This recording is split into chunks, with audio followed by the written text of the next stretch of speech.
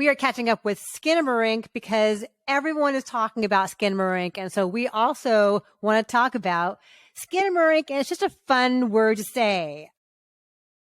The fantastic William Bibbiani is back, our friend Bibbs, who is a total horror expert. Like, he knows a lot about every kind of movie, and he can speak very insightfully about everything. But horror in particular, I know, Bibbs, you are very knowledgeable and thoughtful about. So I had to bring you here to talk about Skinamarink. Can you please describe it for us? In this house.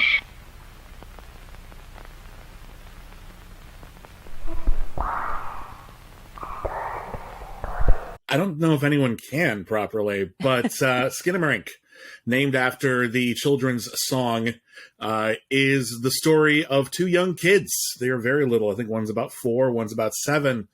And in the middle of the night, they are awoken and they discover that in their suburban house, there are no more windows and there are no more doors outside. And they are lured by their television, which is showing very eerie public domain animation. And they spend all of their time trying not to think about what's upstairs because something is upstairs. Yeah. That's about as much concrete plot as I think you're going to get out of a lot of Skinamarink. It is a film that is very much designed after a child's nightmare, and it approximates that nightmarish quality better, I think, than almost any other movie. Most movies about dreams tend to envision them in a very cinematic, fanciful way, as though we are conscious or semi-conscious walking through some kind of surreal scape. And Skinamarink is about more of a liminal space, a space that is absolutely full of our own subconscious projections, but is on the surface, seems very minimal. It is absolutely terrifying. It is very much unlike anything else out right now. It is unusual for a film this experimental to be given this much of a wide release. Yeah. And it's in theaters. It's in theaters. It's in a not insignificant number of theaters. It's in at least hundreds. And that's incredibly exciting. It has gone, because unfortunately the film leaked early online. It has already become something of a TikTok sensation of people watching and talking about this incredibly surreal, very bizarre film. This is one of the scariest horror movies in a very long time. Oh, wow. I found it very effective. I think I like the story behind Skinamarink more than I like Skinamarink itself. I definitely don't want to watch this again. We should preface this by saying this movie is definitely not for everyone. This is almost defiantly plotless. Like, the way you described it, Bibbs, makes it sound like it has a beginning and a middle and an end, and like a story that you can follow that has, narrative structure that is familiar to us. It really is so not. It's so subconscious, stream of consciousness. It reminded me. It suggests events without actually really showing you much. Yeah. I mean, it's unlike anything I've ever seen, but at moments it reminded me of those sections of David Lynch's Inland Empire where he's just like shooting down a dark, grainy hallway and you're just waiting for something to happen. A lot of it is like that. I love the story behind this. Kyle Rabal is this YouTuber, and on his channel, which is called Bite Size Nightmares, he would ask people to send in, what scared them as a kid? What were their nightmares when they were kids? And then he would make videos depicting them. And a theme that came up a lot was, I'm 6 years old, I'm 10 years old, I wake up in my house in the middle of the night and I don't know where I am and I can't find my parents. Yeah. And it's almost primal, the notion of feeling that lost and that abandoned and that terrified. It cuts to us deeply. And I think it's one of the beautiful things about Skinamarink is that it's filmed. It's a period piece. It's set in the 1990s, although it really could be just sort of this nebulous space. But regardless, so much of it is filmed. It's actually filmed a lot like E.T. If you watch E.T., you'll notice that very, very few, if any, camera angles in that movie are not from like a child's height. Yeah.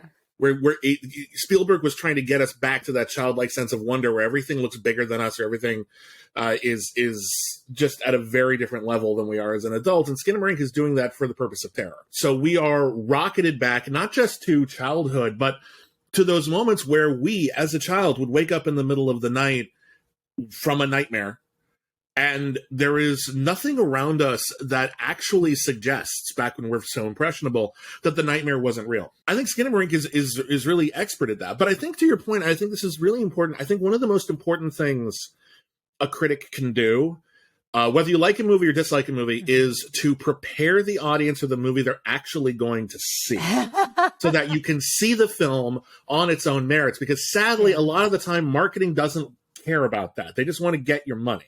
So they will tell you the movie is a million different things. Skinamarink is going to appeal to a lot of people who want to see a horror movie, just in general. Oh, there's a new horror movie. Great. But it isn't a conventional horror movie by any estimation. It is an experimental art house film that evokes horror. And I think it is genuinely, truly terrifying.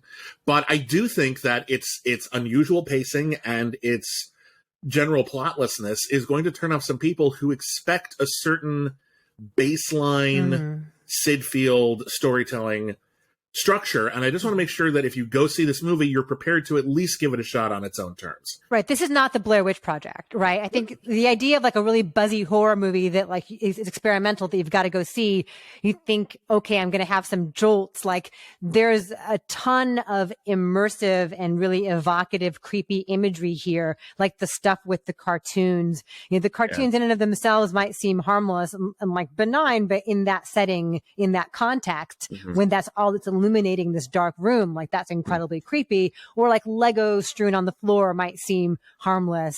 But given that like that's the only tenuous connection to the reality that they know, like it's something tangible more important that they can interact with.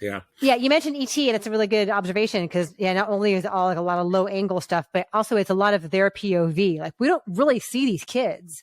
No, very few actual shots of the protagonists of the movie. Yeah, a couple times you see like the back of their heads briefly, but like we don't see them. And also I love the sound design of it because Caliber Ball really intended to make you feel like you were watching a movie that was made in the 70s. Like there's lots of hisses and pops and it's intentionally really imperfect.